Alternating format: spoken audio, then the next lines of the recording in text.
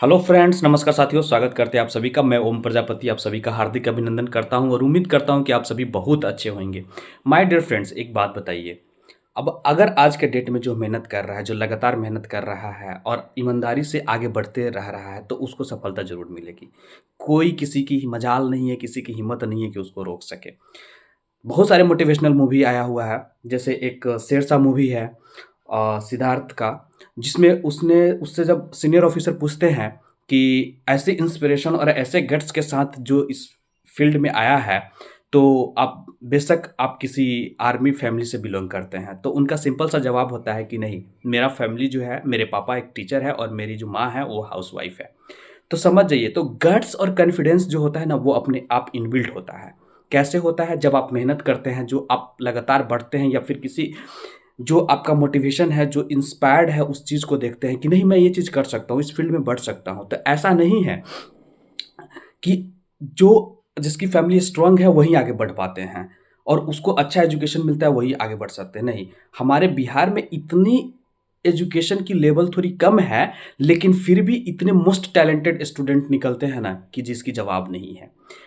नीचे से लेके ऊपर तक सब बैठे हुए हैं, हर फील्ड में है, रेलवे में है, बैंकिंग में है, एसएससी में है, उसके बाद में यूपीएससी, बीपीएससी, सब फील्ड में आपको मिलेंगे। इनफैक्ट एक टाइम तो ऐसा था जब यूपीएससी की रैंक आती थी आईएएस ऑफिसर की, उसमें समझिए कि मोस्ट 10 में 3, 4, 5 ऐसे सिलेक्शन लेके आते थे बिहार से। और अभी अभी भी 2-3 साल पहले ऐसा हुआ था, जिसमें आई थिंक कि मुझे नाम याद है, शुभम कुमार जो फर्स्ट रैंक लेके आए हुए थे। उसके बाद में सत्यम गांधी, जिनका शायद आई थिंक अंडर 10 में रैंक था। अभी कुछ दिन पहले ही एक और रैंक है जिसमें एक लड़की ने सिलेक्शन लिया हुआ था। तो इस तरीके से जो है इंस्पायरेशन आता है और उनको कुछ करने का जज्बा फील्ड होता है। तो आपने सुपर 30 मूवी देखी होगी। उसमें ऋतिक रोशन का एक डायलॉग है कि अब हर कोई जो है अ, नहीं सॉरी, उसमें एक डायलॉग है कि अब राजा का बेटा राजा नहीं बनेगा, बल्कि जो मेहनत करेगा, जो आगे बढ़ेगा, जो ईमानदारी से लड़ेगा, कॉन्फिडेंस के साथ आगे बढ़ेगा, वो आगे बढ़ता जाएगा और वही राजा बनेगा। तो इस तरह का थॉट है, यानी कि एक क्रोनोलॉजिकल ऑर्डर में जो पहले होता था वो नहीं होगा, अब इस सिस्टमेटिकली चेंज हो जाएगी।